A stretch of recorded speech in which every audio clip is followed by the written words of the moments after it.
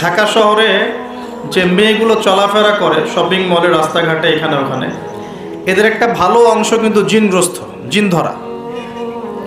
এটা হয়তো বলবেন কেমন করে এটা বলতে পারেন? হ্যাঁ, আল্লাহর নূর যাদের মধ্যে আছে তারা বলতে পারে। বহু মেয়ে আছে রাস্তাঘাটে ঘোরাফেরা করে, এরা জিনগ্রস্ত, জিন ধরা। জিন ধরা না হলে ওরকম নগ্ন হয়ে ঢং করে রাস্তায় চলাফেরা করতো না। উপর একটা জিনের প্রভাব কি আছে?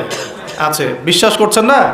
আল্লাহর নবীজি বলেছেন, মুহাম্মদুর রাসূলুল্লাহ সাল্লাল্লাহু আলাইহি ওয়াসাল্লাম, যে যখন কোনো মেয়ে বেপর্দা হয়ে বাহিরে বের হয় তখন শয়তান, শয়তান মানে শয়তান জিন না ফেরেশতা, তখন শয়তান ওই মেয়ের সৌন্দর্যকে পুরুষের চোখে লোভনীয় বা আকর্ষণীয় করে তোলে। কে করে তোলে? শয়তান।